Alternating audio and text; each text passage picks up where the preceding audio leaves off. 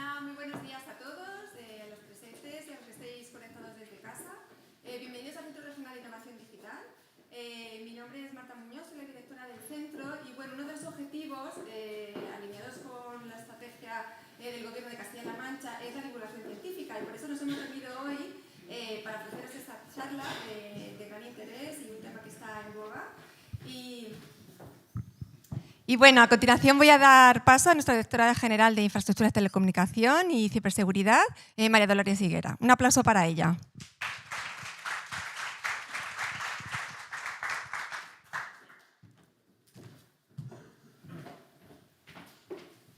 Buenos días a todos y a todas. Como comentaba Marta, a los que nos estáis siguiendo aquí desde el Centro Regional de Innovación Digital y a todos aquellos que estáis desde casa.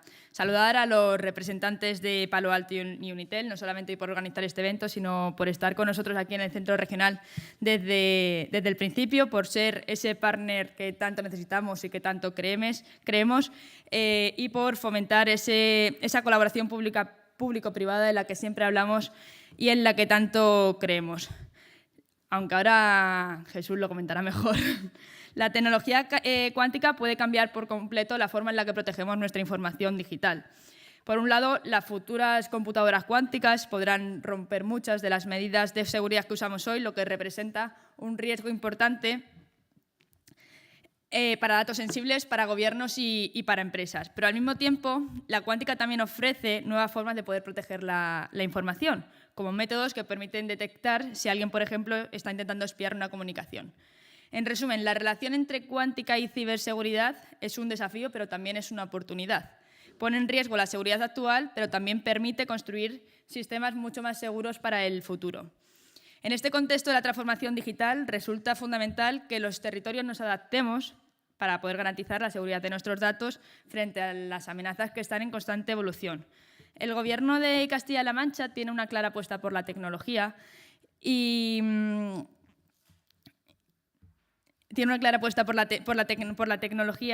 dos apuestas claras son la creación de la Agencia de Transformación Digital y la creación del Centro Regional de Innovación Digital. Cabe destacar que en una comunidad autónoma como la nuestra, con una gran dispersión geográfica, la tecnología debe ser un igualador de los servicios públicos que prestamos, independientemente de dónde vivan nuestros ciudadanos y de sus condiciones socioeconómicas. Antes comentaba las dos apuestas claves del Gobierno, la agencia y este centro, que os voy a contar un poquito más sobre ello. La agencia es un organismo autónomo que se creó en septiembre-octubre del 2024 y desde donde se están liderando todas las actuaciones en materia de tecnología de la información del Gobierno de Castilla-La Mancha, incluidas también, como un acto novedoso, todo lo que tiene que ver con salud digital, todas las competencias relacionadas con la salud digital. Y la segunda apuesta que me gustaría comentar es este Centro Regional de Innovación Digital, que mezcla tradición y tecnología. Siempre que vengo al Centro Regional de Innovación Digital, la verdad es que para mí es como volver a casa, por toda la ilusión y todo el trabajo que hemos puesto, lo hablaba antes con Alberto Retana, que hemos puesto en este proyecto desde el principio. Este centro nació en plena pandemia, este año se cumplen 5 años desde su puesta en funcionamiento en el 2020 y nació con el objetivo de ser un referente nacional en el ámbito de la innovación y poder... Puede que sea mi teléfono incluso. Lo es. Es que se me ha olvidado ponerlo en silencio.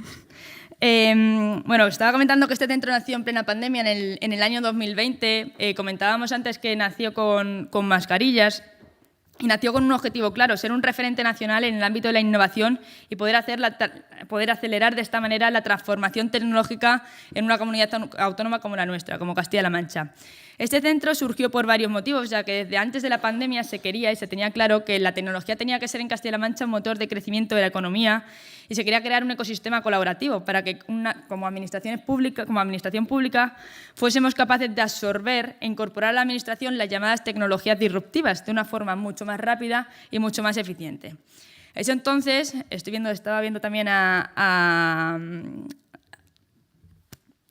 profesor de la universidad y teníamos un problema hace 5 años, que todo el talento que estábamos generando aquí en la Universidad de Castilla-La Mancha se nos estaba yendo a comunidades vecinas. Entonces nosotros lo que queríamos era también dar la oportunidad a todo ese talento joven que salía de la universidad, incluso también de los centros formativos de formación profesional, darles la oportunidad de que tuviesen la oportunidad de poder quedarse en Castilla-La Mancha si así lo deseaban. Entonces, el CRID nace con 3 objetivos fundamentales: crear un potente tejido empresarial en torno a la innovación en Castilla-La Mancha, poder generar empleo cualificado y de calidad y poder retener el talento digital. Desde el CRID se está llevando este procedimiento a través de la colaboración público-privada para que las pequeñas y medianas empresas de Castilla-La Mancha también tengan la oportunidad de poder adoptar esa tecnología de la mano de stakeholders. En este caso, por ejemplo, Unitel y Palo Alto son unas muestras de este partnership, y con el objetivo fundamental de poder crear ese fuerte ecosistema en torno a la innovación en Castilla-La Mancha. Palo Alto, nuestro compañero de viaje del 2007, cuando comenzamos a implantar sus Next Generation Firewalls y cuando Jesús era el único ingeniero de Palo Alto en España. Y desde entonces la ciberseguridad en el Gobierno regional ha ido cogiendo cada vez más peso. Desde el Gobierno regional tenemos claro que tenemos que crear las condiciones necesarias de confianza en el uso tanto de medios electrónicos, garantizando comunicaciones, sistemas y servicios seguros. No podemos alentar el uso de la tecnología de la Administración para que nuestros ciudadanos realicen los trámites de manera electrónica si realmente no se dan las condiciones de confianza y seguridad necesarias. Para ello hemos diseñado una estrategia de ciberseguridad, una estrategia que no busca solamente elevar la madurez en materia de ciberseguridad de la Junta, sino que también lo que busca es promover un enfoque preventivo y colaborativo para desarrollar una sociedad y un tejido ciberresiliente mediante acciones también de capacitación y formación dirigidas a la ciudadanía en su conjunto. En el CRID os invito también a visitar la página del CRID, donde tenemos eventos todas las semanas relacionados con concienciación y formación, que también lo imparte la empresa que nos acompaña, Unitel. El primer escudo ante las amenazas somos nosotros mismos, las personas, por lo que es necesario tener esa formación continua y promover una cultura de ciberseguridad que haga que actuemos de forma proactiva ante posibles amenazas. Nosotros en la Administración también estamos poniendo mucho hincapié en este ámbito.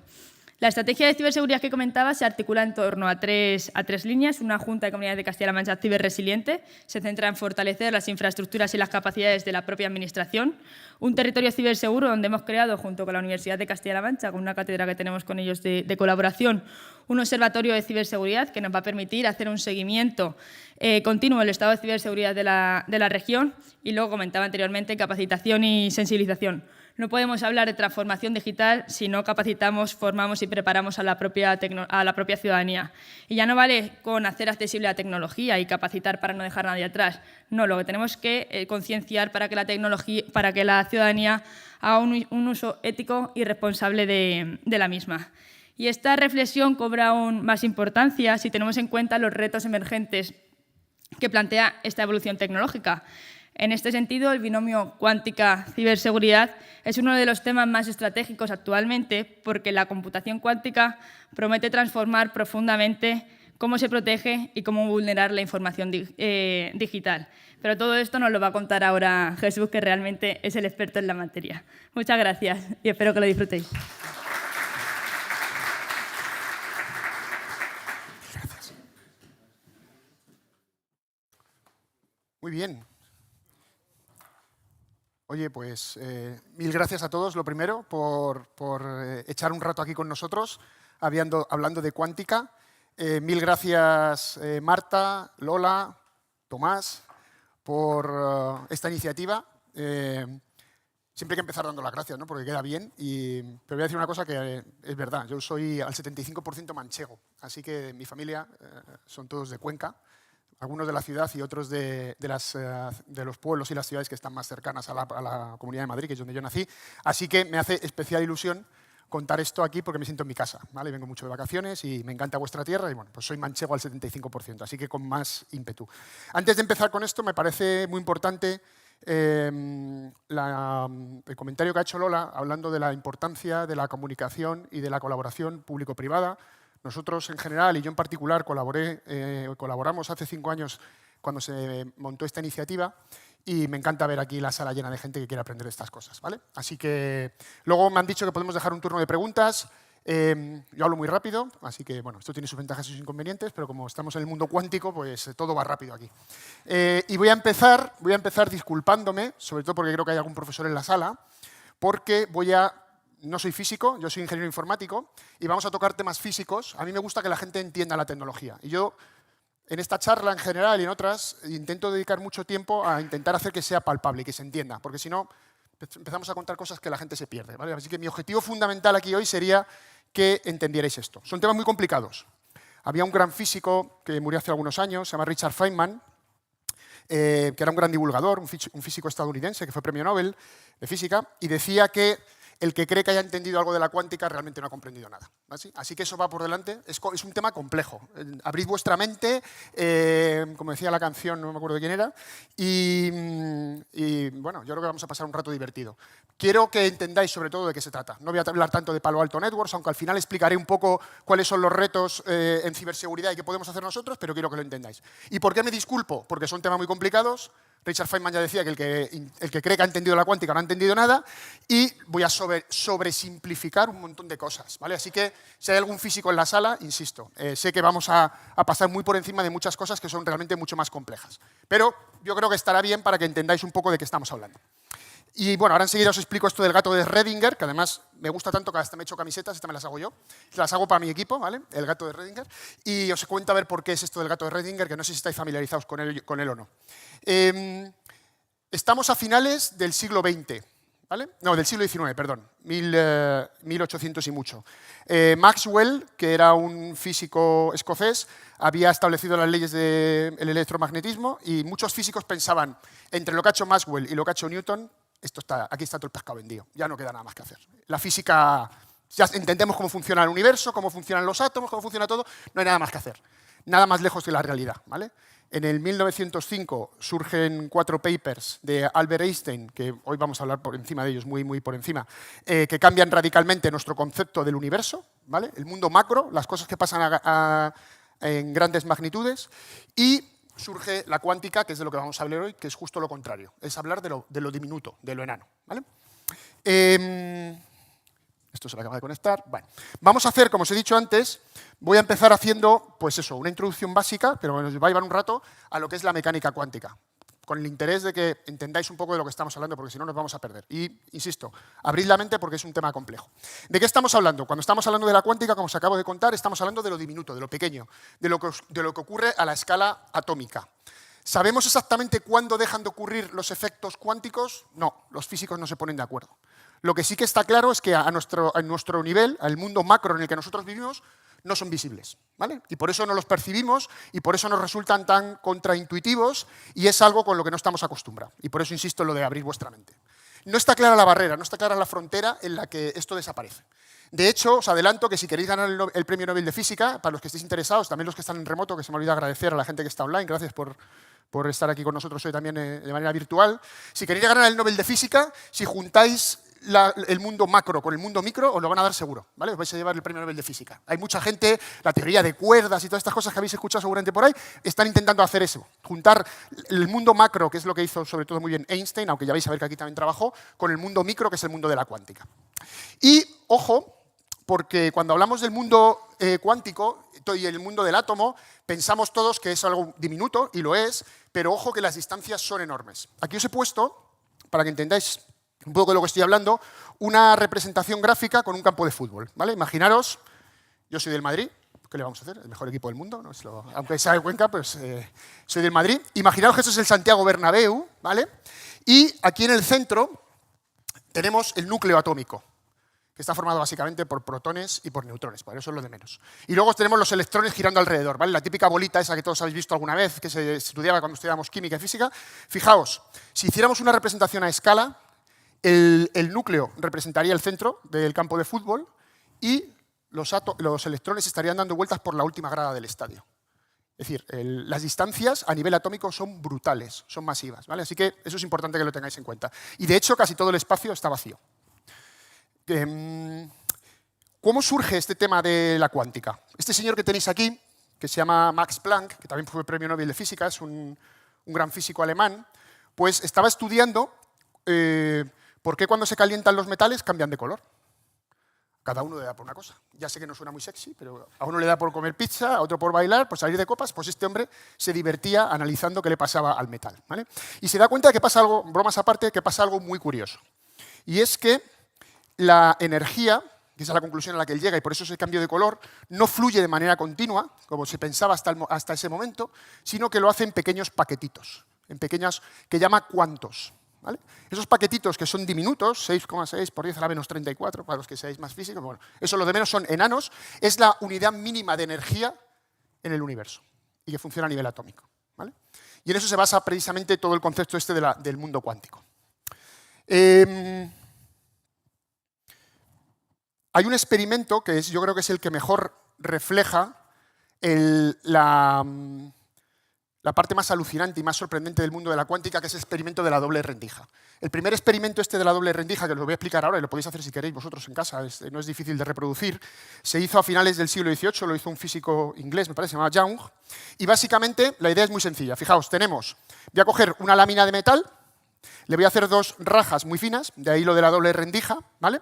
La voy a poner a determinada distancia, voy a apuntar con algo que emita luz, pues una bombilla, una lámpara, una vela. Este hombre Young en el 17, en el 18, lo hizo con una vela, y voy a poner por detrás un sistema, una pantalla que recoja qué se ve, ¿vale? ¿Qué pasa por esa doble rendija? ¿Me seguís todos hasta aquí? ¿Sí? ¿Cuál era el objetivo? ¿Para qué hacer esto? Esto ya es una fumada total. Bueno, había una discusión profunda en la época. Isaac Newton, que hasta el momento era el físico más grande de toda la historia, decía que la luz, este hombre hizo estudios de la luz muy profundos, de optimetría, fue el inventor del telescopio que lleva su nombre, el newtoniano, que son telescopios reflectores, bueno, y hizo muchos estudios sobre la luz. Y él tenía claro que la luz era una partícula. Pero había otros en la época que decían que la luz no era una partícula, que se comportaba como una onda. Y con este experimento lo que pretendían era saber la luz qué es una partícula o es una onda. Y entonces arranca el experimento. Fijaos, muy fácil. Aquí tenemos una fuente de luz, aquí tenemos la doble rendija, esta que os he contado, y aquí tenemos una pantalla donde vamos a ver qué ocurre. Si os pregunto qué patrón surgiría a ese lado en condiciones normales, si os pregunto qué patrón esperáis recibir aquí, ¿qué diríais? ¿Alguien se anima? 2 líneas, gracias. Pues hacen el experimento y resulta que encuentran eso, que se llama patrón de interferencia. Primer misterio misterioso. ¿Cómo puede ser que yo, emitiendo luz, y algunas partículas de la luz, los fotones, ¿no? Son las partículas de la luz, van a pasar por una rendija o por otra, cómo es posible que generen ese patrón de interferencia? Y la única explicación a la que concluyen, a la que llegan, os garantizo que esto tiene que ver algo con los ordenadores cuánticos. Esperad un poquillo que llegaremos ahí. La única conclusión a la que llegan es a que la luz debe tener un comportamiento ondulatorio. Ahora se entiende mejor, ¿verdad? Si nos imaginamos que la luz es una onda en vez de partículas, en vez de bolitas, en vez de canicas, que era lo que decía Newton, pues ya está, van pasando por aquí, algunas chocarán contra la parte opaca de las rendijas, de la plancha esta de metal, otras pasarán por las rendijas y se suman, se anulan, como las ondas del agua, cuando tenéis una piedra en un lago o en el mar o lo que sea, ¿no? Y por eso generan este patrón. Las que se suman quedan reflejadas, las que se anulan producen esa zona negra. Muy fácil reproducirlo. Si cogéis una lámina de papel albal, le hacéis 2 rajas y cogéis un láser de estos que tenéis hoy en día, podéis ver esto, ¿vale? Lo digo porque igual hay algún friki aquí que le apetece ver esto. ¿No se lo cree? Pues podéis probarlo. Bueno, entonces, ¿qué? ¿Quién tenía razón? Pues Young y otros que decían que la luz era una onda. Y Newton, error. Estás confundido, Newton. Pues resulta que no. ¿Se me ha caído? Se te ha caído un mito ahora mismo, se te ha caído un mito. Tú que pensabas que Newton, pero es que vives en el siglo XIX todavía. He dicho que eso estaba acá. Pues no, que no se te caiga un mito, porque fijaos, he pasado por encima una cosa muy importante. Incluso, esto es increíble, ¿vale? Para que lo veáis ahí abajo. Si hacemos este experimento con un solo fotón, con uno solo, hoy en día somos capaces tenemos cacharros muy precisos que emiten luz y son capaces de echar solo un fotón, ¿vale? Que es la partícula mínima. Si hacemos eso mismo con un solo fotón, obtenemos el mismo patrón de interferencia. ¿A alguien se le ponen los pelos de punta? ¿O le sorprende un poquillo como niño? ¿Cómo es posible, si solo tengo un fotón, que se genere ese patrón? ¿Qué le está pasando al fotón? Ayudadme un poco, que es pronto y esta noche estuve trabajando, se lo conté antes a Marta y estoy espeso. ¿Por dónde pasa el fotón? ¿Por cuál de las 2 rendijas? Por las 2. ¿Eso es posible? Entonces los físicos dicen, vamos a ver, esto no puede ser. Esto no puede ser. Esto lo puedo entender si tengo muchos fotones, pero si solo tengo uno y solo tiro uno y lanzando solamente uno se produce este patrón de interferencia, entonces dicen los físicos, vale, vamos a ver una cosa, vamos a mirar por dónde pasa, ¿no? Yo puedo poner aquí un sistema a la entrada de la doble rendija que chequee, que observe por cuál de las dos rendijas va a pasar el fotón. Y es lo que hacen. Colocan un sistema de visión. No sé si se aprecia muy bien porque la pantalla está que es espectacular. Muchas gracias, por cierto, y enhorabuena, es una pasada. Pero bueno, aquí hay como una lucecita que lo que está haciendo simplemente es medir o mirar por dónde está pasando el fotón. Bueno, vamos a obtener el patrón de interferencia. No, el profe se lo sabe. De repente se produce una cosa que se llama el colapso cuántico y todo lo que estaba de manera indeterminada, de repente y de golpe y porrazo, queda determinado. Y esto le rompe la cabeza a todos los físicos. Al primero a Einstein. ¿Vale? Einstein hizo muchas cosas sobre esto. De hecho, le dieron el premio Nobel por uno de los papers esos que os he dicho antes que publicó en 1905 sobre el efecto fotoeléctrico. Se lo dieron por eso. Se lo tenían que haber dado por la teoría de la relatividad general, pero como no la entendía nadie y les daba miedo, dijeron, no nos atrevemos, a ver si la vamos a liar. Solo había otro tío, un físico inglés llamado Eddington, que lo sabía, que lo entendía, decían. Y le dieron por lo del efecto fotoeléctrico. Y esto les reventaba. Decía, esto no puede ser. Porque para Einstein el universo tenía que ser determinista. Todo lo que pasaba tenía que tener una explicación. Y esto no tenía una explicación. Fijaros lo que estoy diciendo. Solo por el hecho de observar lo que está pasando, estamos interactuando. ¿Lo entendéis? El poner un observador hace que esto cambie. Es una pasada, ¿verdad? Realmente hay que ser un poco más sutil. ¿Qué está ocurriendo cuando yo pongo aquí un sistema para medir? ¿Qué estoy haciendo? Tengo que meter luz. Para poder ver, tengo que meter luz, ¿no? La única forma que tenemos de ver cosas es... Y cuando meto luz, ¿qué estoy haciendo? Estoy modificando el sistema de alguna manera, ¿vale? Estoy cambiando la energía. Pero en cualquier caso estoy haciendo que esto colapse. Esto que veis aquí, del colapso de la función de onda, ahora lo explico un poco mejor, es el fundamento, uno de los dos fundamentos de la computación cuántica.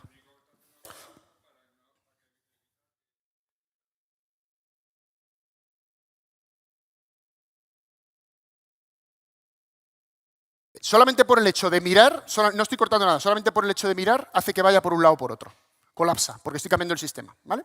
Así que, ya os digo, esto le revienta la cabeza a los físicos de la época y hay otro físico muy famoso, también premio Nobel, austríaco, que se llama Edwin Redinger, que dice las malas lenguas que era bastante promiscuo el hombre y tenía un amante y se fue con la amante a un balneario en Suiza y estando allí con ella pues se inspiró y se puso a buscar las matemáticas que podían explicar ese comportamiento y encontró las matemáticas que explicaban el comportamiento, ¿vale? Se llama función de onda, esto es lo de menos, pero básicamente lo que necesito que entendáis es que esta función de onda lo que determina es la probabilidad de que una partícula esté en un sitio determinado. Es una probabilidad. Y esto, de nuevo, rompe la cabeza a todo el mundo. El mundo cuántico, el mundo minúsculo, es probabilístico, no está determinado. ¿Vale? Einstein llegaba a decir, me gusta pensar que la luna sigue ahí cuando no la estoy mirando. Porque si para que la luna esté ahí tengo que mirarla, ojo, ¿no? Evidentemente, insisto, esto al mundo macro no tiene sentido, pero en el mundo micro sí. Entonces, él genera esta ecuación de onda, ve que funciona, hacen los experimentos de la doble rendija y otros muchos más, y ven que funciona de maravilla. Pero a Edwin Redinger le revienta también la cabeza. Y dice, esto no puede ser, es que no lo entiendo. Es tan absurdo y se inventa el experimento del gato de Redinger, que es un experimento mental, que estaba muy de moda en la época, ¿vale? A Einstein también le gustaban. No sé cómo se dice en alemán, Gental, no sé qué. ¿Y en qué consiste este rollo? Fijaros, lo que pretende Edward Redinger con el ejemplo este del gato es demostrar a la sociedad y al mundo lo absurdo que es el mundo cuántico. Y decir, bueno, vamos a ver, imaginaos que tenemos un sistema, tenemos una caja, donde metemos a un gato, que está vivo, ¿vale? Y aquí tenemos un sistema que, bueno, aquí está muy simplificado, suponed que para que este martillo se active y golpee a este almatraz y suelte el veneno, aquí hay una partícula que tiene que estar en un estado, en uno o en otro. Si el estado es, vamos a suponer, para arriba, el martillo se queda levantado y al gato ¿qué le pasa?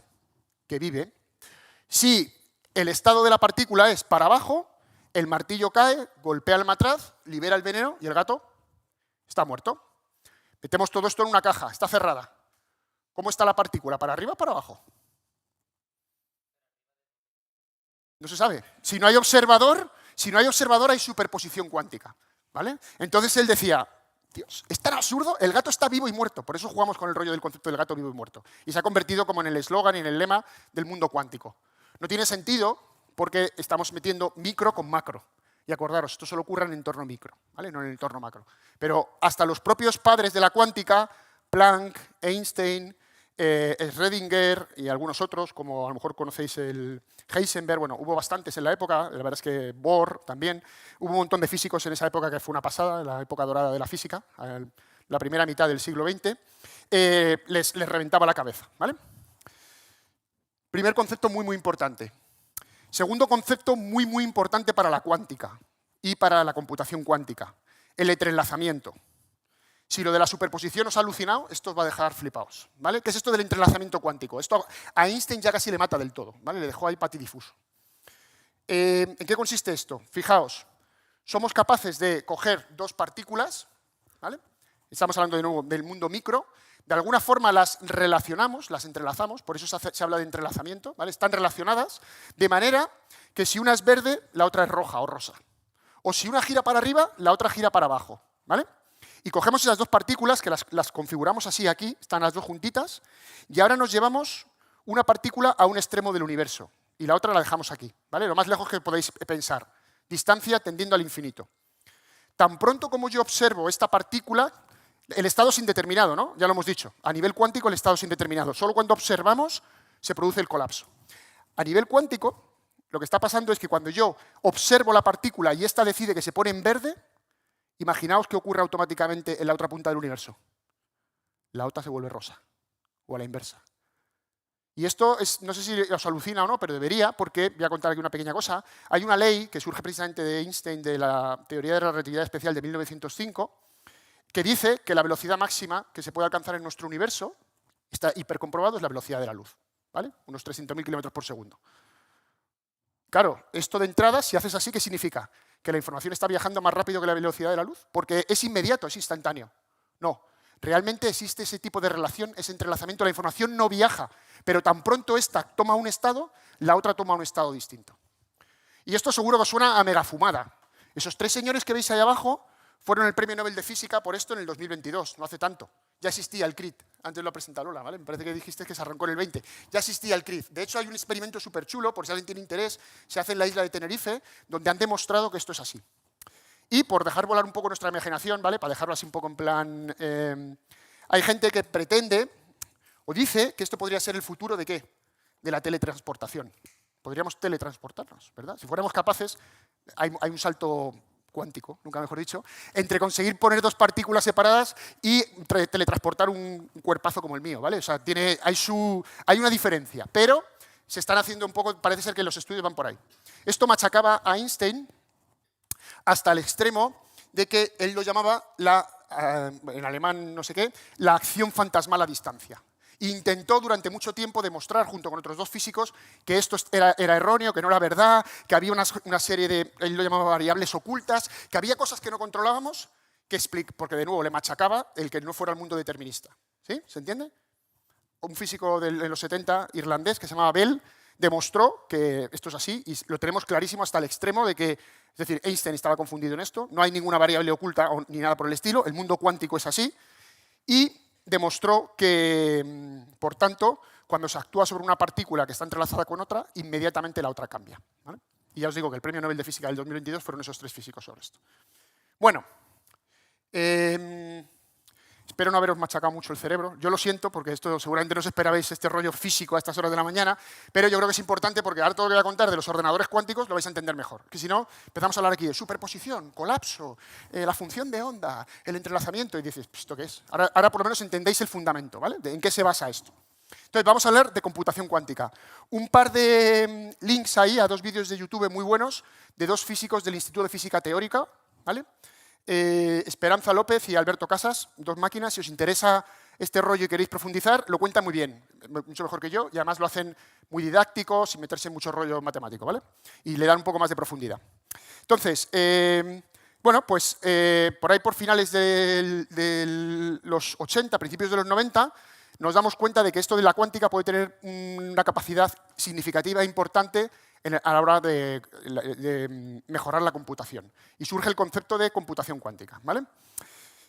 Vamos a ver en qué se basa esto. Y vamos a ver cómo trasladamos este rollo de la superposición, el colapso, el entrelazamiento a los ordenadores cuánticos. Seguro que todos sabéis que los bits son la estructura de almacenamiento lógico normal de cualquier sistema como los que utilizamos normalmente a día de hoy, ¿vale? Como el que tenéis en el móvil, en el ordenador de casa o en el trabajo.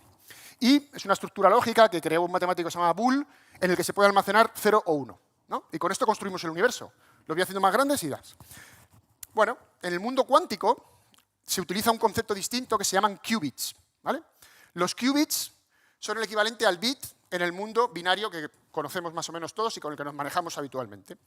Son la estructura lógica de almacenamiento y se representa también como 0 o 1, pero fijaros, se le ponen este palito y este angulito porque, básicamente, lo que pretende decir es que pueden estar en 0 o en 1, exactamente igual que estos, o en cualquier superposición de estados que se os ocurra. ¿Empezáis a entender la capacidad que tiene un ordenador cuántico? Ahora ya no almaceno 2 bits, ahora almaceno mucho más, ¿verdad? ¿Cómo funciona esto? Fijaros, hay una representación muy buena, que es esta esfera de Bloch, que os he puesto aquí, que representa cómo se almacenarían, cuánta capacidad de información se puede almacenar con un qubit, ¿vale? Y, si queréis, lo podéis ver así también. Esto está sacado de Wikipedia. Aquí se ve muy bien que, básicamente, puede tomar cualquier posición de la esfera. Sería 0, sería si estuviera abajo del todo. 1 si estuviera arriba del todo, pero puede tomar cualquier posición. ¿Lo imagináis? En la esfera. ¿Sí? Imaginaros que es un vector que puede girar por cualquier parte de la... Olvidaros de aquí de los lambdas y todo este rollo, pero básicamente dice eso. Puede ser o 0 o 1 o cualquier superposición de estados. Bueno, suena bien. ¿Y cómo se consigue la superposición de estados? Aprovechándonos de la cuántica, de que como es indeterminista, no es determinista, podemos jugar con eso. Y tengo un montón de estados que están ahí burbujeando, ¿no? Hasta que alguien llegue, lo observe y entonces ¿qué va a ocurrir? Que colapsará. ¿Sí? ¿Me seguís todos? Todavía no veo bostezar a nadie, es buena cosa. Vale, bueno, pues ¿y esto qué importancia tiene? ¿Qué importancia tiene esto? Fijaos, en n bits, los normales, los de toda la vida, los que usamos todos los ordenadores hoy, se pueden almacenar n números binarios, ¿no? Aquí no sé cuántos he puesto, 30 o 40, pues aquí hay 30 o 40 bits, ¿vale? Que pueden ser ceros o unos. Pero en n qubits podemos almacenar 2 elevado a n números cualesquiera. Ya no binarios. Acordaos, es un vector, puedo guardar cualquier número, incluso números complejos, lo que quisiera. Puedo almacenar 2 elevado a n números cualesquiera. ¿Y eso qué significa en cuanto a potencia de memoria? Vamos a poner un ejemplo. A mí siempre me gusta poner ejemplos para que la gente lo entienda. Fijaros, con 2 bits, los normales, ¿qué podemos guardar? 4 números, ¿no? 2 elevado a 2. 0, 0, 0, 1, 1, 0, 1, 1. Sí, ¿no? Sin embargo, con 2 qubits, fijaros, sería 2 elevado a 2, aparentemente es lo mismo, pero números cualesquiera, ya no son binarios. Así que podríamos almacenar cualquiera, y aquí represento lo de la superposición. La superposición de A, 0, 0, B, 0, 0, C, 0, 0, D, 0, 0 y cualquier variación de ellos. Vamos a poner un ejemplo que lo vais a entender mejor. El ordenador clásico más potente que tenemos en el mundo mundial está en Japón, ¿vale? No sé si habrá salido alguno nuevo, pero creo que no. Tiene 1 trillón de bits. 1 trillón de bits. Caben muchas pelis aquí. Muchas pelis. De verdad. Mucha música. Cabe mucho. ¿Vale? Mucho. Con 2 qubits, hemos dicho que sacábamos 4 números. 2 elevado a 2. Con 4 qubits, un poco de mates. 2 elevado a 4, 2 por 2, 4 por 2, 8 por 2, 16, ¿no? Cualesquiera, acordaros. Números cualesquiera. Bueno, ahora voy a coger y voy a montar 60 qubits. Con 60 qubits, ¿sabéis a qué me equiparo? Al bicharraco ese del trillón de bits. Solo con 60 qubits. Pero voy a estrujar mi sistema un poco más. Ahora me voy a imaginar que la Tierra la voy a convertir en un cacharro de silicio, ¿vale? Toda la Tierra es silicio puro. Es una memoria gigantesca. ¿Sabéis cuántos qubits serían necesarios para almacenar toda la información que podría almacenar? Imaginaos que la Tierra fuera ¿cómo se dice? Una cucaracha de estas de memoria. Tan solo con 143 qubits. Equivaldría a toda la capacidad de almacenamiento, suponiendo que toda la esfera terrestre, incluida la masa, todo, es decir, todo, ¿vale? Lo convirtiera en una memoria. Y si voy más a lo bestia y me voy a todo el universo, con 273 qubits equiparo todo el universo. ¿Sabéis cuántos tienen las CPUs a día de hoy? Las últimas que ha hecho IBM, luego os las voy a enseñar. ¿Cuántos qubits tienen ya? Pasan de 1000. ¿Entendéis la diferencia? ¿Vale? Estamos hablando de este orden de magnitud. Por eso es importante, porque cuando hablamos del rollo cuántico, la gente piensa, bueno, sí, corre más, es más rápido. Es de esto. Estamos hablando de esto. Luego os voy a poner algún ejemplo más, ¿vale? Eso es un tema muy importante, ¿vale? El tema de la capacidad de almacenamiento es bestial, hay muy poco espacio. ¿Cómo se construye un ordenador cuántico? Pues tiene su reto, no es así fácil, ¿vale? No es de quimicefa ni Ceminova ni cosas de estas, tiene su misterio. Básicamente tenemos que crear sistemas que puedan tener los dos estados superpuestos, ¿vale? Que estén aislados, y esto del aislado tiene mucha importancia, tenemos que mantener esa superposición cuántica, ¿verdad? Para que esta magia no se pierda, tienen que estar ahí en esa especie de burbuja. Y pues se pueden hacer, por ejemplo, con una tecnología que se llaman iones atrapados. Aquí tendríais, ¿veis? 0, 1, cualquier otra superposición de ambos. Fotones, en base a la luz, y la mayoría de ellos están basados en esto que veis ahí abajo, en superconductores, que permiten tener varios estados, ¿vale? Por si alguien tiene la curiosidad. El gran reto no es construir la CPU, el gran reto es evitar la interactuación entre los qubits. Porque ¿qué pasa cuando interactuamos con el mundo cuántico? ¿Alguien se acuerda? ¿Qué ocurre?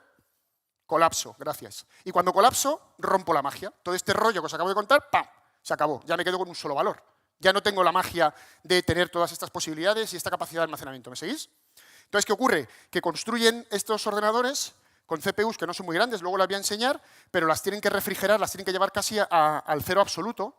Son 200, no me acuerdo, 270 y tantos bajo cero, ¿no? Que es el cero de Kelvin, para evitar que interactúen. Porque si interactúan unos con otros, se rompe la magia y esto ya no funciona. Ese es el reto. Hay sistemas para corregir errores. De hecho, o luego os voy a enseñar las CPUs, se está trabajando cada vez en meter menos qubits, no hacen falta tanto qubits y sí que estén mejor aislados, para garantizar que el colapso cuántico no se produce hasta que no nos interesa, ¿vale? Bueno, ese es un punto. Otro punto muy importante que ofrece la computación cuántica es la capacidad de cómputo, ¿vale? Hemos hablado de la memoria, el almacenamiento.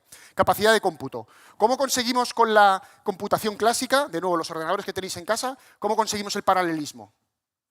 Pues no queda más remedio que poner varias CPUs a hacer cosas en paralelo, ¿no? No tenemos otra forma de hacerlo, ¿sí, no?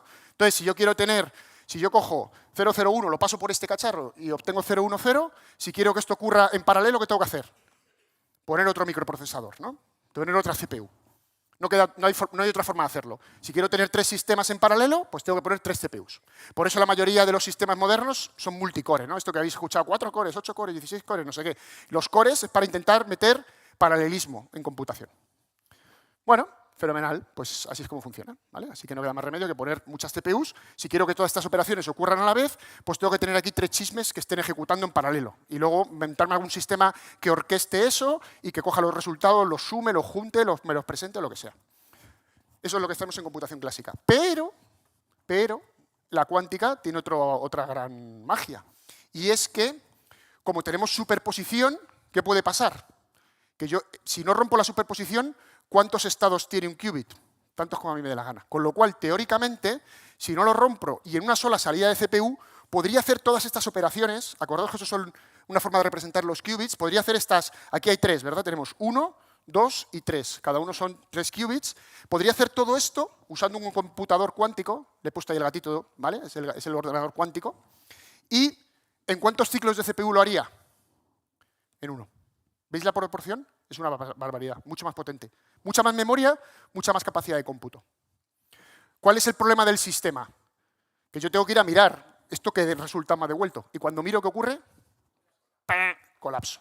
Cuando yo observo, rompo la magia y obtengo solamente un output, ¿vale? Por aquí saldrá la lucecita esta de antes y en este momento de todo lo que había ahí y todos los resultados que yo tenía, me quedo solo con uno. ¿Entendéis? Así que esto implica un reto para la gente que diseña los algoritmos. Hay gente muy lista. Hoy la ciencia avanza, que es una barbaridad, que saben aprovecharse de esto para crear algoritmos, ahora os voy a enseñar un par de ellos, que saben utilizar el entrelazamiento cuántico y la superposición sin romperla, ¿vale? ¿Cuáles son? Pues bueno, lo primero, el concepto lo habéis entendido, espero. Necesitamos hacer algoritmos específicos que estén creados de una forma muy inteligente para evitar que se produzca el colapso cuántico antes de que a mí me interese, ¿vale? Para poder tener muchas operaciones que ocurren a la vez con mucho almacenamiento de memoria de manera concurrente. Hay 2 algoritmos muy famosos, fijaros, ya tienen muchos años. Ya os he dicho que esto de la cuántica se empezó a poner de moda a finales de los 80. el algoritmo de Shor, ¿vale? Es un matemático, no me acuerdo de dónde era, parece que es belga o sueco, por ahí, que en el año 94 generó un sistema, esto es muy importante para el mundo de la criptografía. Todos los que estáis estudiando aquí ciber seguro que os suena.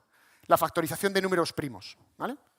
Otro fumado de la vida. ¿Por esto de los primos? ¿Por qué? Pues porque todos los algoritmos de criptografía moderna, con lo que ciframos todo, cuando vais a hacer las compras y toda esta, se basan en la fortaleza de las claves, ¿vale? Y las claves se generan utilizando números primos. ¿Por qué? Porque multiplicar dos números primos es muy fácil, pero factorizar dos números primos es muy difícil. No sé si os acordáis cuando ibais al cole o a la universidad y os poníais ahí la barrita y ponías el 15. Factorizar el 15 no era muy difícil, ¿no? 15 entre 5, 3, 3 entre 3, 1, ya hemos terminado. Pero cuando coges dos números muy grandes, multiplicarlos sigue siendo muy fácil, pero hallar los factores primos es muy difícil. Entonces, este hombre dijo, ojo, esto de la cuántica igual me sirve a mí para hacer la factorización de números primos muy grandes. Y si consigo factorizar números primos muy grandes, ¿qué consigo? Potencialmente, romper claves secretas, ¿vale? Romper claves. La criptografía simétrica, bueno, no voy a entrar en ese rollo hoy, pero esto. Otro algoritmo muy interesante, que también se generó un par de años después, lo hizo este otro matemático, se llama Grover, y básicamente se utiliza para hacer búsqueda de elementos, optimización. Vamos a ver los dos, para que veáis un poco la capacidad, ¿vale? Fijaros, el algoritmo de Shor, el de los números primos. La idea es esa, intentar conseguir romper, averiguar cuáles son los factores primos de un producto de dos números primos muy grandes, ¿vale? El mejor algoritmo clásico, es decir, que puede correr en un ordenador normal, de los que tenemos en casa, se llama GNFS, es también de la época, y el orden, esto es la complejidad. Bueno, para los que no sepáis esto no pasa nada, es muy complejo, ¿vale? Es muy, muy complejo. Conseguir esto es difícil, ¿vale? Y justo en esto es en lo que se basa la criptografía moderna. Ciframos las comunicaciones utilizando longitudes de clave muy grandes que hacen que factorizar sea muy difícil, porque con la capacidad de cómputo que tenemos no se puede. Pero el algoritmo este de Shor lo hace en tan solo orden n al cubo. Esto es un orden infinitamente menor, mucho más sencillo, ¿vale? De entender. ¿Cuál es el objetivo? Conseguir romper claves de criptografía pública, asimétrica, para ver cómo podría descifrar, ¿vale? Mensajes que van cifrados. Fijaros, 2.300 qubits, no estamos tan lejos de eso, ¿verdad? Podrían craquear claves de criptografía elíptica, de curva elíptica, para los que sepáis lo que es el sistema que se utiliza más seguro a día de hoy, de 256 bits, y 4.100 qubits podrían craquear RSA de 2048. De hecho, el año pasado los chinos anunciaron, no sé si lo visteis, que habían conseguido, hace no mucho, hace 8 o 10 meses, que habían conseguido romper con un ordenador cuántico RSA de 50 bits. No hay que preocuparse todavía porque todos los sistemas modernos utilizan claves mucho más largas de esta longitud, pero estamos ahí, ¿vale? Ese es el reto. Si conseguimos que esto ocurra y lo conseguimos hacer con una cantidad de qubits más grande y que no se estropeen y no colapsen y todas estas cosas, estaríamos ahí. Por poner un ejemplo, a mí me gusta siempre poner ejemplos, como os he dicho antes. Fijaos, esto es la edad del universo, ¿vale? No sé si sabéis cuántos años tiene el universo, es más viejo que nosotros. 13.800 millones de años, ¿vale? Más o menos, desde el Big Bang. Este sería el Big Bang, ¿vale? El primer segundo, y estamos ahí, 13.800 millones de años. Con el mejor algoritmo clásico, GNFS, ¿vale? Aquí tenéis el número de dígitos que tendría la longitud de clave, cuánto le costaría al mejor ordenador que tenemos hoy romper una clave de, las que estamos utilizando a día de hoy son 2.000. Como veis, más años que tiene el universo. Es decir, tú le pones hoy a trabajar, venga, dale duro que quiero ver la clave. Se acaba el universo y no lo ha conseguido todavía. En eso se basa la fortaleza. Shor, el algoritmo de Shor, con muchos menos bits, fijaros, lo podría hacer en menos de un año. ¿Veis la diferencia? De este nivel, de este volumen estamos hablando. Por eso es algo serio, de verdad. No es que a los que nos dedicamos a este mundo nos apetezca contar este rollo para vender más, que bueno, que también, pero de verdad es serio, ¿vale? De verdad es serio. ¿Y el algoritmo de Grover para qué se usa? Pues el algoritmo de Grover se utiliza para hacer optimizaciones de búsqueda. Es interesante para encontrar elementos en un conjunto muy grande. Fijaros, voy a poner un problema que es muy difícil de resolver. Voy a coger un número de teléfono, ¿vale? Y quiero encontrar a su propietario. Fijaros que las guías telefónicas, para los que sois mayores, como yo, ya sé que no lo parezco, pero tengo mis años, los que recordamos las guías telefónicas, tú buscabas el nombre de la gente, ¿no? Solía venir ahí, la calle, no sé qué, y te ponía el nombre de la persona y encontrabas el teléfono. Pero esto es al revés. Te doy el teléfono, te doy el número y dime a quién pertenece. Es una búsqueda compleja. Básicamente, ¿qué tengo que hacer? Me tengo que recorrer todo el listín, buscando el número. ¿Estamos de acuerdo? Porque no hay ningún orden particular. ¿Se entiende esto?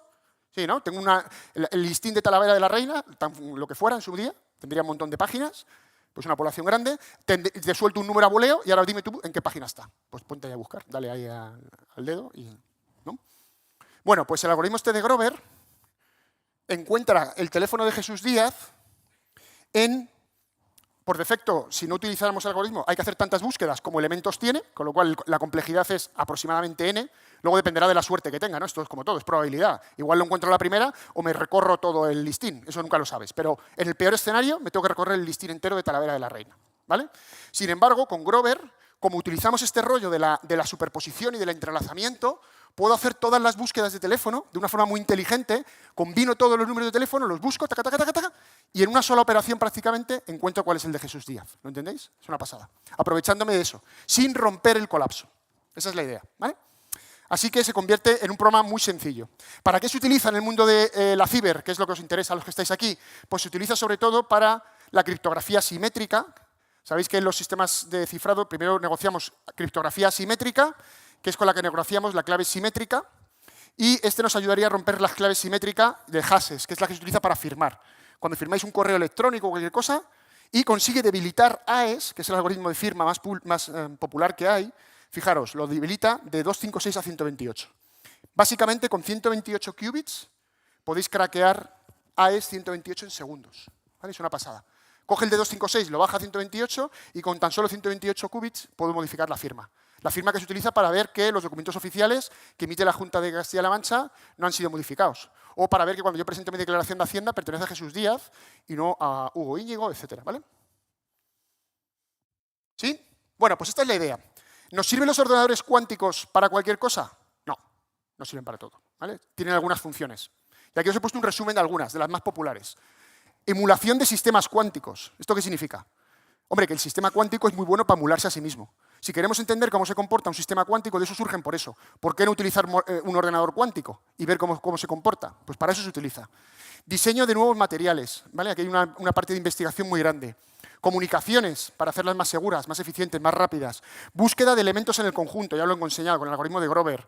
Simplificación, optimización con los dos. Factorización, short, metrología. ¿Qué es esto de la metrología? Saber qué le va a pasar al tiempo. ¿Sabéis qué le pasa al tiempo, no?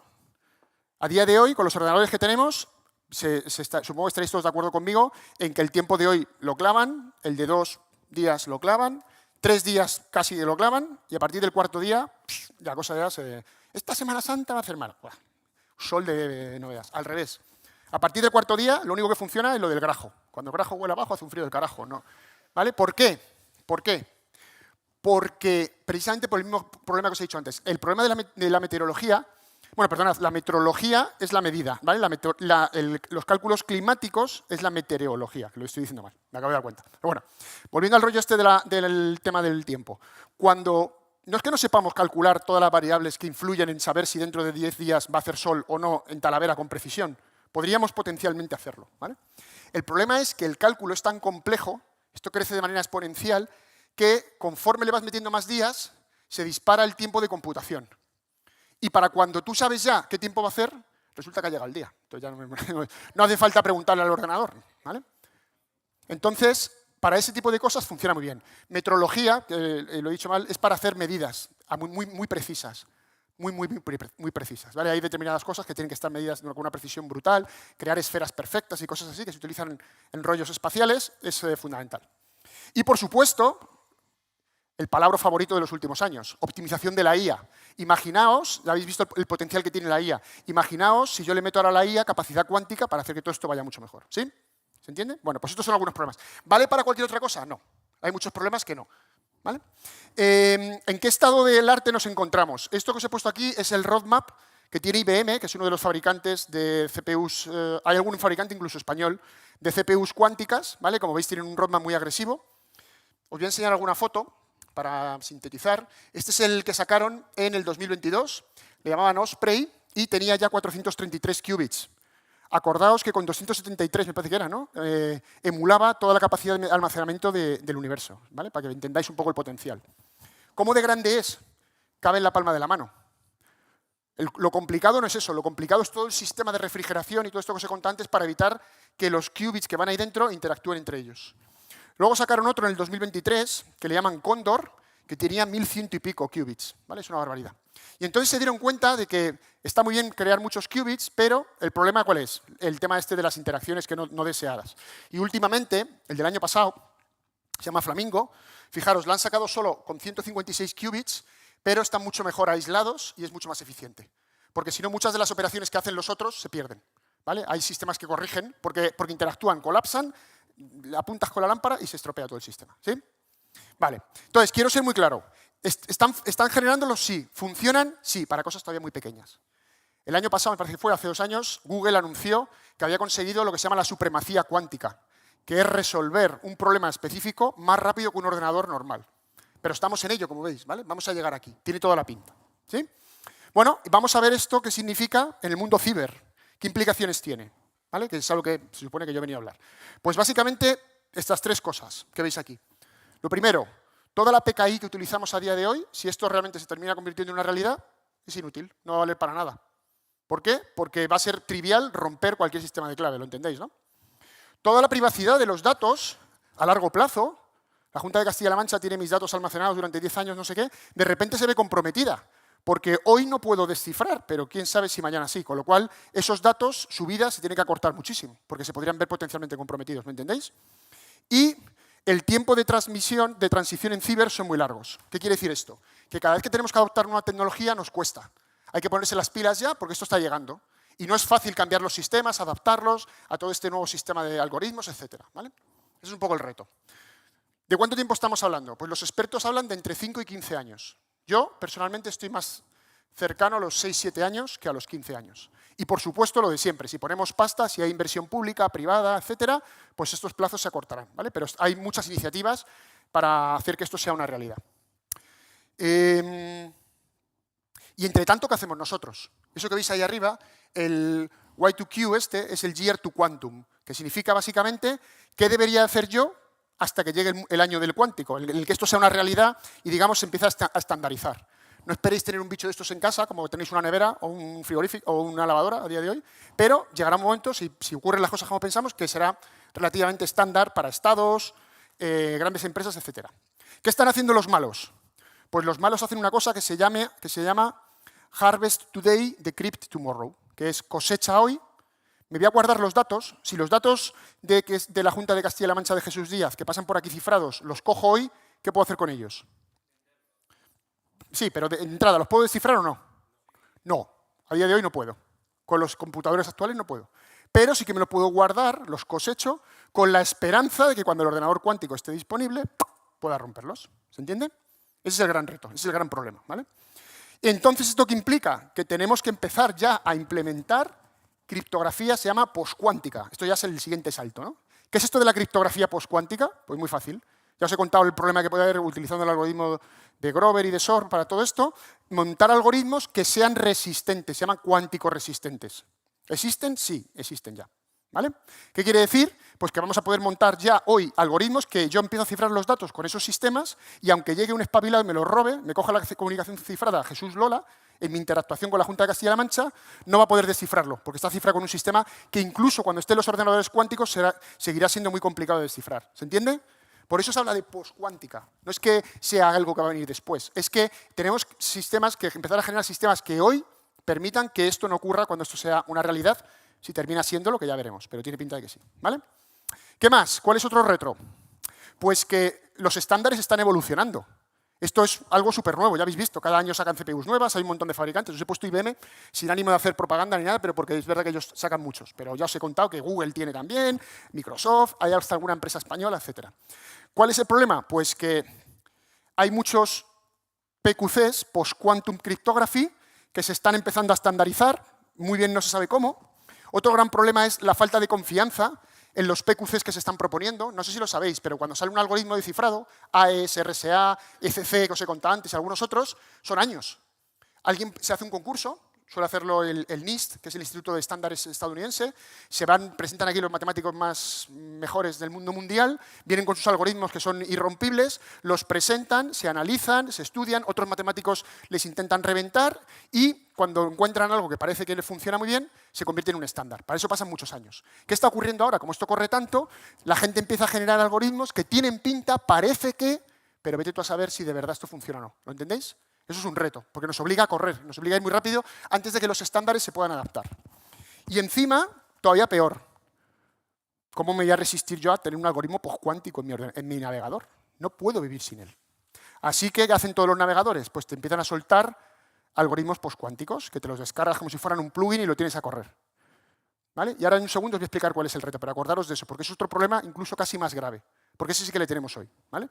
Que es el empezar a utilizar la postcuántica de manera que dejas ciego a la organización que te protege.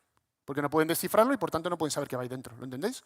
Y si se utiliza para meter cosas malignas o para filtrar información sensible o para mover malware, pues estás ciego. ¿Se entiende? ¿Vale? Por último, perdón, que le he dado. Pues eso, todo esto para implementar todos estos sistemas, pues plugins, no sé qué, porque crean problemas de compatibilidad, tickets de IT que hay que gestionar porque las cosas no funcionan como se esperan, etcétera, ¿vale? Ese es el problema. La cosecha de datos ya está ocurriendo. Si esto del Harvest Today, Decrypt Tomorrow, cosecha hoy, descifra mañana, pensáis que es una fumada, esto está ocurriendo. No voy a leeros esto, ¿vale? Pero hay un montón aquí de artículos que explican robos de datos serios que no se pueden descifrar, pero que los actores maliciosos están descifrando con el objetivo de potencialmente descifrarlos en el futuro. ¿Vale? Ahí tenéis un montón. ¿Qué aplicaciones de seguridad se van a ver impactadas? Para ser muy rápido. Pues básicamente todo lo que tenga que ver con criptografía, ¿vale? Aquí os he puesto el resumen a alto nivel, pero todo lo entendéis, ¿no? Desde las VPNs hasta el cifrado SSL-TLS, el SSH para los que hacéis las SEL seguras, el Telnet seguro, sistemas de autenticación, ya se contó antes Grover, cómo se utiliza para falsificar la firma, cifrado de código, firma digital, etcétera. Todo esto se va a ver impactado, ¿vale? ¿Y por qué debemos de tomar acciones antes? Pues ya lo he explicado también, voy a ir rápido aquí. Porque ya se están produciendo estos problemas de cosecha, porque la planificación lleva tiempo y porque va a haber obstáculos a la migración y mis usuarios que encuentran muy sexy el mundo este del postcuántico seguramente están instalando algoritmos que me están haciendo la vida muy difícil. ¿Sí? Vale. ¿Y qué hacemos nosotros desde Palo Alto Networks? Y con esto ya termino, y si tenéis alguna pregunta o lo que queráis. Bueno, pues nos preocupa, evidentemente, este tema. Tenemos un comité de expertos que trabajan en el mundo de la cuántica. El jefe de producto, os cuento como chascarrillo, se llama Philip Kwan. Es de origen asiático y le llamamos Philip Cuántico, ¿vale? Puedo soltar así una cosa porque veo que si no os vais a aburrir. Bueno, ¿qué hacemos? Esto es un rollo, no voy a entrar en el detalle. Participamos en la definición de estándares. ¿Vale? Eso es muy importante, porque básicamente eso es lo que ayuda a que intentemos darle forma a la industria y estamos seguros de que empresas serias, como somos nosotros y junto con otras muchas, estamos definiendo por dónde va a ir este mundo para intentar correr y que no sea a lo loco, ¿vale? Y que no sea inseguro. Eso es una cosa muy importante. La definición de estándares y participamos, de hecho formamos parte de comités de asesoramiento de la OTAN, del presidente de los Estados Unidos, y en fin, de otras muchas cosas, ¿vale? Y tenemos, como veis ahí, participamos en el NIST, ese es el de los estándares que os contaba antes. ¿Qué más hacemos? Pues prevenimos las amenazas de este estilo, las dos más grandes que hay. Las de cosecha hoy, descifra mañana, y los puntos ciegos que genera la utilización de criptografía postcuántica. Vamos a ver los dos, ¿vale? Para que lo entendáis. No voy a entrar en el detalle técnico para no aburriros, porque me dijeron que tenía que ser una charla así de alto nivel y no quiero tampoco tal, pero fijaros, esta es la primera parte. ¿Cómo prevengo yo los ataques de cosecha hoy? Pues tengo que montar sistemas de VPN que sean cuántico resistentes, ¿vale? Que utilicen PQCs, que utilicen criptografía postcuántica, ¿vale? Eso es lo que hacemos. Si tanto a la hora de establecer las VPNs y de gestionarlas, como de hacer el intercambio de claves. Esto para los que sois más técnicos, sabéis que IKE es el Internet Key Exchange, el protocolo que se utiliza para intercambiar claves, soportan esto. ¿Cuánto cuesta? Nada. Para los clientes de Palo Alto, como la Junta de Castilla-La Mancha, es una actualización de software, ¿vale? De nuestros firewalls. Hemos decidido que no tenga coste, por lo menos a día de hoy, ¿vale? Lo digo también porque he dicho antes lo de vender y todo esto, pero por ser un poco más serio y más purista, esto es una actualización de software, no hace falta más. ¿Y cuál es el otro gran problema? Esto es para prevenir y para utilizar sistemas, bueno, solo por recordar, esto significa que si empiezo a hacer criptografía postcuántica, aunque venga alguien y me robe la comunicación, Lola Jesús, no van a poder descifrarlo, ¿sí? O entre Tomás y Lola o lo que sea, no se va a poder descifrar. Incluso aunque existan los ordenadores cuánticos. ¿Cuál es el otro gran problema? Los empleados dentro de mi organización, me da igual si es un entorno público, como estamos aquí hoy, o privado, lo que sea, que empiezan a montarse estos plugins para empezar a utilizar criptografía postcuántica. Yo que mis datos estén lo más seguros posibles, a ver si me la van a liar. ¿Qué pasa? Que nosotros aquí tenemos sistemas de seguridad, nosotros como Palo Alto Networks y bueno, otros muchos fabricantes, que son capaces de ver dentro, sin romper, digamos, la privacidad y garantizando que los datos son seguros, pero podemos ver, gracias a que los algoritmos que se utilizan aquí sabemos cómo funcionan, podemos ver qué va dentro y podemos proteger. Podemos evitar que se produzca infecciones, exfiltración de datos sensibles, etc. De repente, si alguien mete algoritmo postcuántico, ¿cómo me quedo? Ciego, porque ¿qué hemos dicho que le pasa al postcuántico? No es descifrable. No es descifrable con los ordenadores cuánticos, menos es aún con los ordenadores clásicos, ¿vale? Y además, no solo eso, que ya podríamos entrar en una discusión más de tipo de privacidad y todo esto. El problema es que tenga un actor malicioso, como este que aparece aquí, que de repente se me mete dentro de mi red, se monta en un navegador o en cualquier sistema de comunicación un sistema postcuántico, de cifrado postcuántico, ¿y qué va a empezar a hacer? Sacar información sensible, ¿vale? Por ejemplo, de la empresa de Palo Alto Networks, yo que sé, nuestra propiedad intelectual, nuestro código fuente, los diagramas de diseño de nuestras máquinas o lo que sea. ¿Qué se puede hacer? Pues básicamente nuestros sistemas de seguridad ahora no los queremos utilizar para hacer cifrado postcuántico, lo queremos utilizar para detectarlos. Podemos detectar, en base a firmas, análisis de comportamiento, hemos metido recientemente también cosas basadas en inteligencia artificial, podemos detectar cuándo se está produciendo una comunicación que está utilizando un algoritmo postcuántico. Y si lo detectamos, ¿qué pensáis que tenemos que hacer? Tasca, tasca, zapatazo, me la cargo, no lo permito. ¿Vale? Con lo cual, se habrá montado el plugin a lo mejor del navegador, no sé qué, pero cuando lo utilice, lo bloquearé. Y además, tiene otra gran ventaja, y es que me va a identificar todos los chismes que tengo en mi red que están utilizando criptografía postcuántica. Me va a dar visibilidad y voy a poder tomar acciones. Ojo, que a lo mejor es un servidor de una base de datos crítica que resulta que mueve los datos, yo qué sé, de la información privada, sensible, información de seguridad social o DNI o lo que sea de la Junta de Castilla-La Mancha, por poner el ejemplo de aquí hoy, y quiero evitarlo, ¿vale? Así que, y además también, incluso si la Junta, por ejemplo, decide que el algoritmo postcuántico que va a utilizar es X, el que sea, cualquier otro, ese está permitido, todos los demás están bloqueados. ¿Sí? Esa es un poco la idea. En base a políticas y demás. Así que los mismos sistemas de seguridad, solamente con una actualización que no tiene coste, permiten empezar a hacer estas cosas. Adoptar la postcuántica en las comunicaciones externas seguras, identificar quién puede estar dentro de mi organización liando la parda, aprovechándose del boom este de la cuántica. Bueno. Para terminar, eso era un poco lo mismo, ¿vale? Simplemente enseñaros que deniega los cifras, es lo mismo que os he contado, no permitidos, que detecta y controla y que te da visibilidad mejorada, ¿vale? De lo que está pasando dentro de mi red. Para terminar, ¿cuáles serían un poco los pasos post-quantum, tal cual yo los veo? Lo primero, obtener visibilidad completa de cuáles son mis activos, eso lo podéis hacer ya, se puede hacer fácilmente hoy, ya lo acabo de contar.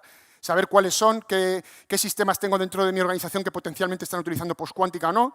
Tomar una postura, construir el inventario de criptoactivos, identificar cuáles son esos servidores que deberían de tener cifrado postcuántico y empezar a implementarlo. A esto me refiero con ser criptoágil. Si tengo un sistema de seguridad que ya está implantado y solamente con una actualización de software me permite empezar a hacer esto, es bastante sencillo adoptarlo, ¿no? Esa sería un poco la idea. ¿Sí? Pues nada más, ahí tenemos el gato de Redinger. Muchas gracias a todos.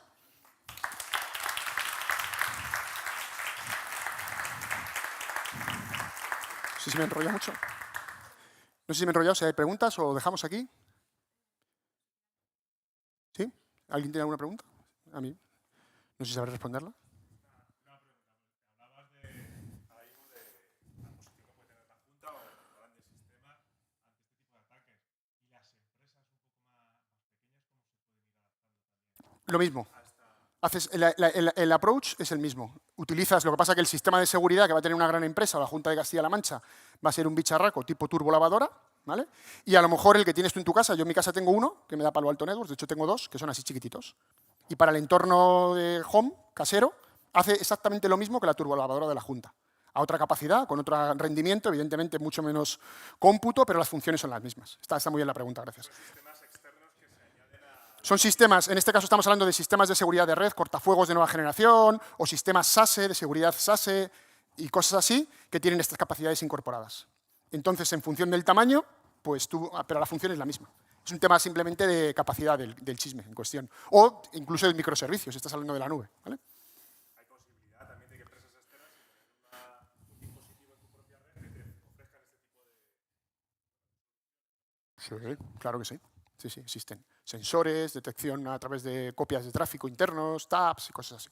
Instalación de sistemas criptográficos. Se está poniendo muy de moda. De hecho, hay cacharros que incluso te generan, no sé si habéis oído hablar de los HSMs, los sistemas de gestión de clave segura, que se mantenían en hardware, ¿vale? Para conseguir descifrar los sistemas más críticos, en vez de montarla en software que se puede comprometer, tienes un HSM, que es un servidor, el típico de las pelis, que van 2 tíos con una tarjeta cada uno, y solo si ponen la tarjeta, los 2 a la vez, por ejemplo, se puede acceder a la clave privada, ¿no? Eso se llaman HSMs, eso existe desde hace muchos años. Se están empezando a generar igual para cuántica, para que generen números que de verdad sean postcuánticos, porque ahora, ¿cuál es el siguiente reto? Esto al final se sigue basando en lo mismo, generación de números primos, la idea del fondo es la misma que os he contado antes. Cuando son tan complejos los números, no estamos seguros de que sean ni siquiera primos. Se sospecha que son primos. Entonces empieza a haber sistemas de generación de claves postcuánticas que garantizan de una forma más acertada que eso efectivamente sí va a ser cuántico, que está en un sitio seguro, que no se va a ver comprometido, etc. Está muy bien la pregunta, sí, sí. Es un nuevo mercado, claramente. ¿Listo? Pues nada, lo dicho. Mil gracias a todos. Buen día.